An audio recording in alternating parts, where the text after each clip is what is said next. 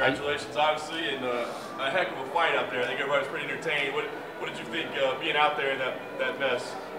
Fighting for me is like a dream come true. You know, since a kid, I was started martial arts at 6 years old, taekwondo, karate, kickboxing. My whole life, martial arts was kind of my identity, and I'm just happy to kind of bring back the traditional part in the sense of try to give it a different look and just go out there and be happy and just let everything go.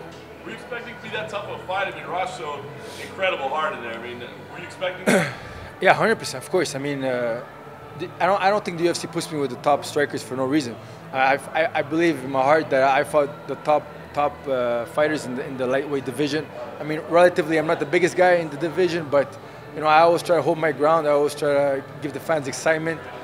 I purposely do it on purpose to not to put myself in danger zones and just to make it exciting. There was a moment sort of near the end of the fight where it looked like he stumbled and you signaled to the ref. What was going on there?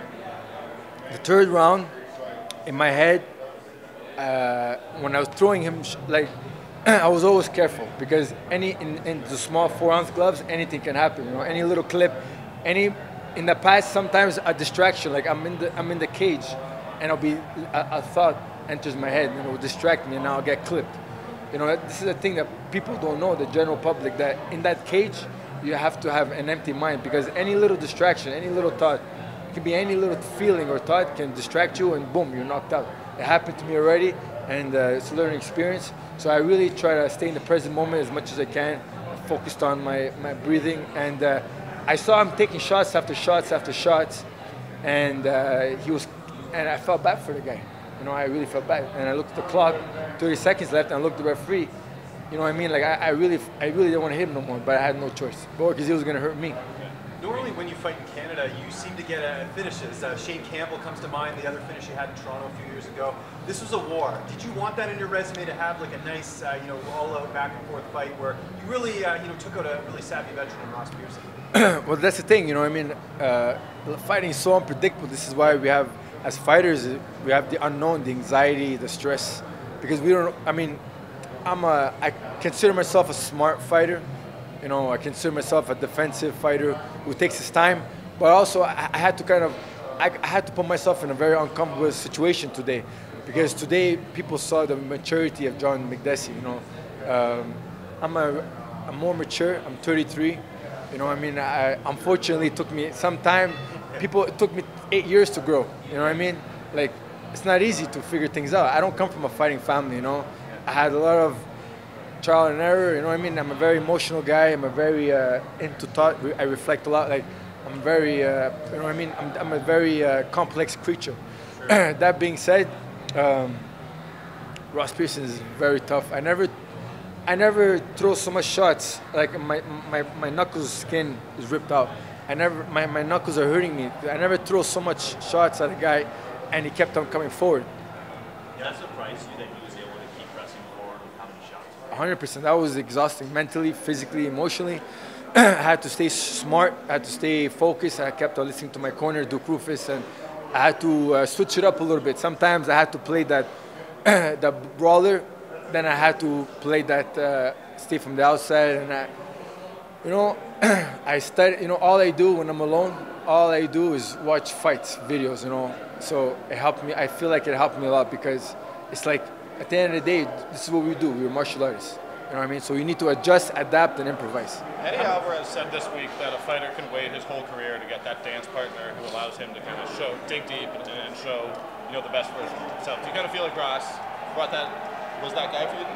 100%. I mean, it takes two people to dance, right? It takes two people to dance, and Ross Pearson, he's a top competitor. Fought the best. He fought the best in the division.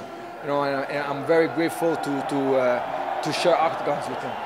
How much credit goes to Duke Rufus and being at Roufusport? You look like a different fighter out there. These last two fights now, having Duke in your corner and just the team, it seems like you feel that way too, that you're a different fighter now. I really appreciate that. Yeah, Duke, he kind of brought back the confidence in a sense where, I don't want to sound negative or, other coaches have their own methods. Some people don't understand my style, my character, my mentality. Duke really what makes Duke so special is not only that he comes from a karate, taekwondo background, and his father was in martial arts. His brother, Rick Rufus, kick world champion, Duke Muay Thai champion. It makes things much easier for me because they understand. A lot of coaches don't really understand the fighter, you know what I mean? And he's very passionate, and he really loves you. He really shows it, and I feel it too. Because fighters, it's all about emotions. We feel things. We're not stupid. We're like animal instincts, you know what I mean? So we know when someone's faking and we know when someone's really genuine. And Duke is very genuine. He does everything from the heart. Yeah. And how much momentum did you have heading into this? Your team's been on a roll. Gerald Mershaw getting a win a few weeks ago. Just talk about that a little bit. Just that your team, really winning a lot.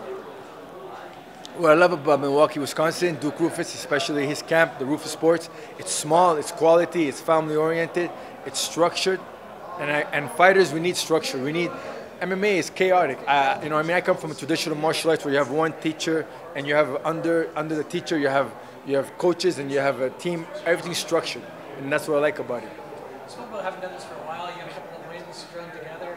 I know you had your first fight this year. I think you were on the board last year. What's next? Are you looking to get back soon? Well, for me, it's all about being smart, being healthy. I want quality fights. It's not about the quantity; it's about the quality. So I want the fights that make sense. Like in the past, I would fight a guy who's a big name, and then they'll give me a newcomer. You know what I mean? For me, I'm 33 years old now. I want to get to the title contention by 35. I want to fight the guys who get me to the top 10. You know what I mean? I don't want to fight no more newcoming guys. I deserve. I proved to the UFC that not only that I'm willing to die out there. I put my heart into this. I dedicate my whole life to martial arts and the fighting, and to entertain in the entertainment business. I just want the fights that make sense and to get me to the title contention. Do you want to fight in Toronto next? That card in December. It's coming up on December 8th. Is that something that would interest you? I heard they're going to New Brunswick. Oh, that Moncton, of course. I mean, that'd be amazing. Yeah, why not? I want to bring back the UFC to Canada. I believe that I'm the most exciting Canadian fighter out there.